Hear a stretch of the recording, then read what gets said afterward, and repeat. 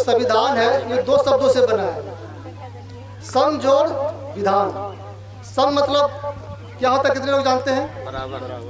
हाँ, गुड।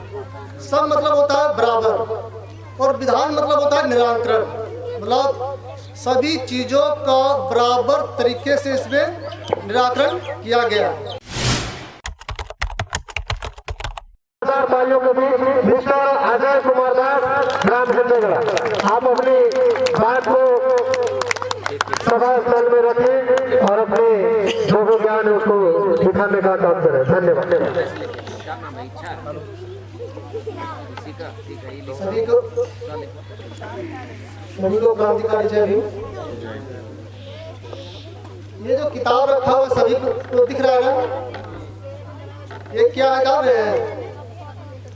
हमारा पहनने का, खाने का, कमाने का, ये सारा तरीका इस किताब में दिया हुआ है। सिर्फ एक बार पढ़ना है और पढ़ना है और पहले इसके बारे में जानना है। ये जो संविधान है ये दो शब्दों से बना है, सम जोड़ विधान। सम मतलब क्या होता है, कितने लोग जानते हैं? बराबर। हाँ, गुड।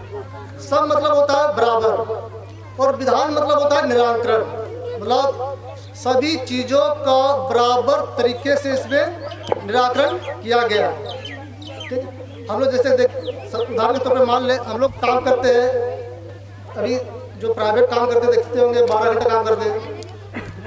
इस किताब के माध्यम से उनको 8 घंटा काम करने का अधिकार मिला है। और सप्ताह में जो हम लोग एक दिन छुट्टी मनाते हैं रविवार को, कहीं पे सोमवार को मनाते हैं, कहीं पे मंगलवार को, उसका भी विधान इस किताब में दिया हुआ है। अब इस किताब को बनाने में टोटल जो सदस्य थे 389 सदस्य थे, ठीक ना।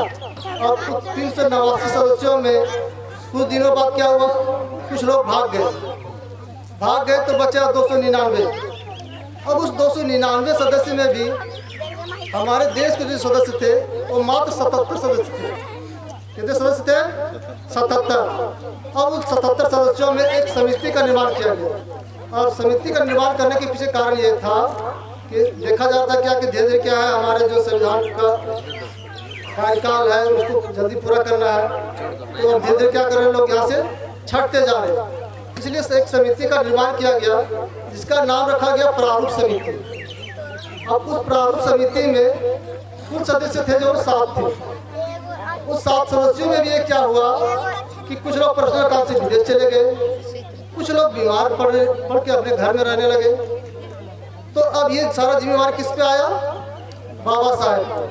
और जब बाबा साहब पे जिम्मेवारी आया तो इन्होंने कभी ये नहीं सोचा कि हम संविधान के निर्माण में किसी तरह का कोई छुट्टी लेंगे। इनके जो 4 पुत्र थे वो मर गए, लेकिन उनको ये क्या मुखाग्नि भी देने लगे, मुँह जो हम लोग मुख में आग देते हैं ना, वो भी उसको देने के लिए नहीं पहुँचे। किसके लिए? हम सबों के लिए। लेकिन हम सब क्या करते हैं, आज इनके जयंती मना रहे हैं लेकिन कुछ अपना काम देख रहे हैं। अभी बहुत लोगों को चिंता सता रही है क्या कि हमारा वहाँ जनता दरबार लगा हुआ है, वहाँ जाना है। पहले ये चीज़ सोचिए हम लोग कि जनता दरबार में जाने से क्या होगा। बहुत सारे जनता दरबार हुए, क्या आपका समस्या पूरा हुआ कभी? वो कभी पूरा नहीं हुआ। और वो पूरा होगा किसके दिन से? इस संविधान के दिन से। अगर इस संविधान को जान जाइएगा, फिर इसके अधिकार को जान जाइएगा, उससे पहले आप इसको प्राथमिकता दीजिएगा। सिर्फ अपना दिमाग खोलना है, जानना है, ठीक है। बाकी बात विशेष बात हमारे वक्ता साहब करेंगे। इतना कह के मैं अपनी वाणी को विराम देता हूँ। धन्यवाद।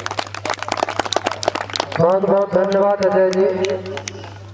आप छोटे से शब्दों में बहुत बड़ी बात कह दिया, क्योंकि अभी उदाहरण स्वरूप वास्तविकता है कि सरकार की योजना है सबको तो भाग लेना चाहिए, परंतु केवल भाग लेने से नहीं होता।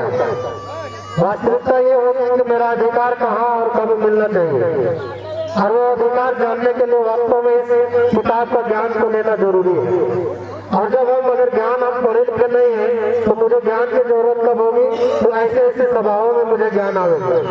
हम लोगों को सुनेंगे, समझेंगे और हमारे अधिकार के संबंध में हमारी जानकारी होगी, तब हम जाके या तो सरकार से लड़ना है, या पंचायत में बात करना हो, या प्रखंड से मेरा कोई लाभ योजना प्राप्त करना हो, जब तक मुझे जानकारी वो भी नहीं कर पाएंगे। और ये जानकारी के लिए सारा चीज का यहाँ पे समाहित करके इस कानून को बनाया गया है। तो वास्तविक है कि आपके घटनानुसार ही नहीं, सुझाव के अनुसार ये सबको जानकारी लेने की जरूरत है। धन्यवाद।